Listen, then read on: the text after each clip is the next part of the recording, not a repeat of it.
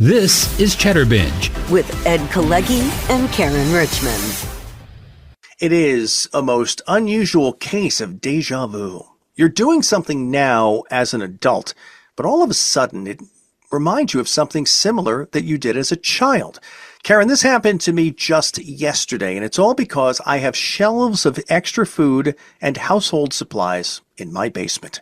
Of course you do. You are Mr. I am prepared, overly prepared for every single thing that could possibly happen. Well, I'm That's not one of perfect. those people. It's not like, it's not my apocalypse room. I don't have food that lasts for 40 years. None of that stuff. But you know what? I got a couple extra bottles of ketchup down here. I got stuff lined up. I'm not running to the store on Wednesday nights looking for relish. I got extra relish right here. It's how I roll. But anyway.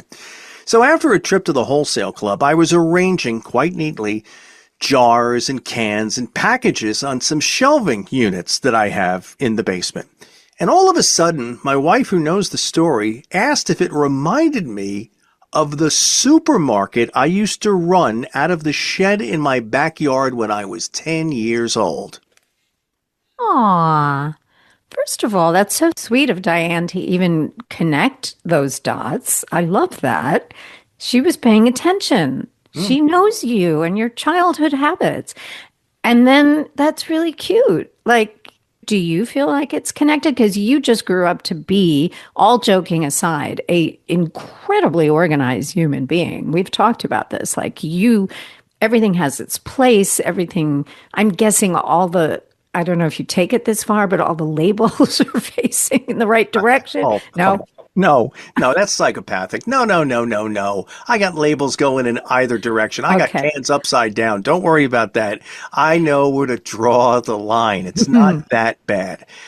But the story goes, when I was 10 years old, for some reason I was infatuated with going to the supermarket. We talked once on this show very, very early that I replicated my own scanning system on my dresser by putting these little labels that had double-sided tape, and I would roll the can over and say beep, beep, and then the price tag would show up on it. That was my original scanner back in the 70s. Anywho, what I did was, in my parents' house, in the backyard, there was a metal shed.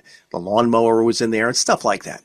I would take that stuff out. There were shelving units in there, just like it here. And what I would do, I went to the store and I bought the Kellogg's Variety Pack. Remember the little boxes of cereal, Corn Flakes, Raisin Bran, Sugar Smacks? Yes. I would sell them individually. Here's what I also did. I went to the store and I bought this long piece of Oscar Mayer. It might have been knockwurst or liverwurst or bologna or whatever. And then I bought one of those hard-boiled egg slicers. So it's like I had my own butcher department. In my room, I would put the meat there. I was slicing it, wrapping up individual pieces of meat in saran wrap, putting a price tag on it, taking it out to the shed and putting it in our cold cut department. I was selling all kinds of stuff, individual tea bags, individual sugar packets, individual ketchup packets as well. And all of a sudden, I had a captivated local audience. All my friends and their friends, they'd come over and they'd buy a piece of meat. They would come over, they would buy a package of wacky packages, if you remember what those were. All these weird things I was selling sticks of gum individually. And then other kids wanted to sell their stuff. One kid robbed some muffins that his mother had made for dinner. He was selling them by the piece here. I had a full-blown supermarket. For some reason, I called it A&P. It was a real store called A&P. Yes, I remember A&P. Sign. We had the whole thing. Luckily, the health department never found out about this. And then I did something that my father got annoyed at. After you made a purchase, you'd get a free book of matches on the way out, because I remember they used to do that at the Acme supermarket near our house. So I went to the Acme and I bought a whole thing of matches. And so we'd have bags. And and here's your free matches. Bye. So How old were you? How old were you while you were doing this? 22. No. No, that's not what I'm afraid of. How old? 10. I was 10, 9 or 10. This was one summer. It got out of control. We had kids climbing over the back fence Saturday at 8 o'clock so they can go in and put their stuff in there to sell. Kids were then bringing their baseball card collections to sell. All of a sudden, I had like the Corvettes 2 Guys or Great Eastern of the day. These are all defunct stores in the Northeast. I had my own in the backyard. We had kids on their bikes coming into the backyard, parking. I had a parking area. It was out of control for that summer when I was either 9 or 10 years old. And so that's what I was doing here yesterday. I was sorting on the shelves because of what I did back when I was 10. Think about it, though. First of all, you just took a lemonade stand to like a whole new level. That's the first thing. But what an entrepreneur you were. Like at 10 years old, you got that you could sell things and get money for them. Interesting. I would love to know like what was driving you, because you didn't need money at 10 years old. You were well taken care of, but yet you were motivated to drop into the world of commerce. You have a product. Yes. Pay me for it. And everybody just jumped in. And I could picture that. That's like, I don't know, that feels like right out of a 50s movie. You know, it's so wholesome. But on the other hand, you were driven. I like it. 10 years old, that was the furthest thing from my mind. That's for sure. I wasn't setting up shop at 10 years old. But yeah, I like it. Well, see, I did what I had to do. And I would get 50% of everything that anybody sold. That kid that was selling the stolen muffins from his mother, he's selling them for a dime. I got a nickel for every one of those muffins. So there. Wow. You need to be in corporate America, my friend. I'd rather sit here and embarrass myself in front of you all the time. Oh, good. I'm enjoying it. All right. Now I'm turning the tables, as someone usually says. All right. There has to be something that you do now that reminds you of that little Caryn Richman of long ago. What is it? Well, when I thought about the question, you know, the first thing that pops into my head is sort of on a deeper level, of course, like, aren't we all just replicating our behaviors from childhood? So the very first thing that I thought about was my love of animals. And as a kid, I do not know what my obsession was with animals and why it manifested with cats. But at a really young age, I would go, my parents belonged to a country club on Long Island, la-di-da, okay.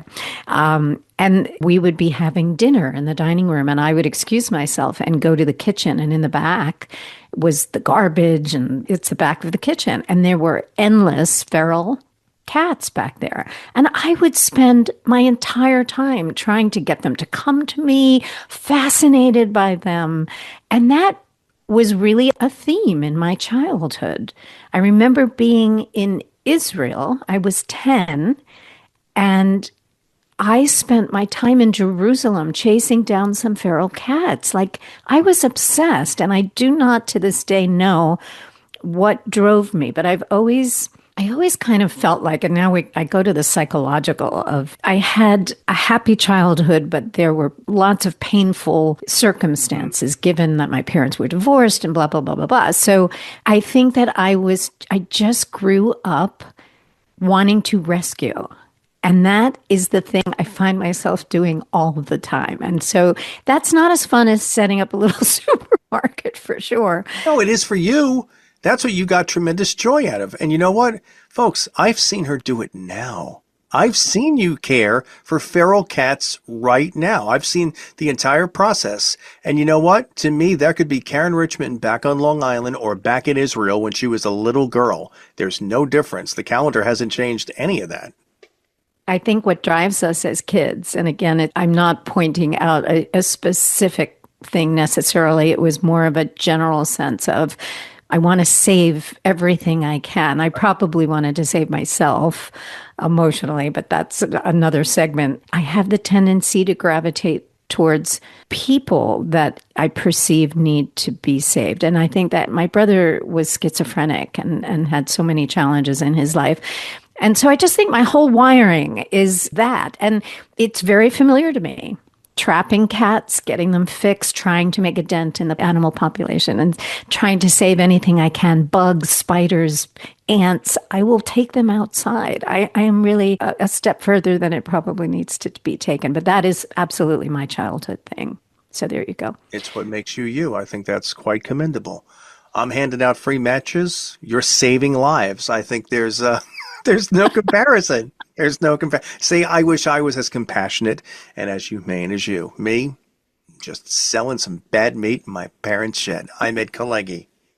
And I'm Caryn Richman, and this is Chatterbinge.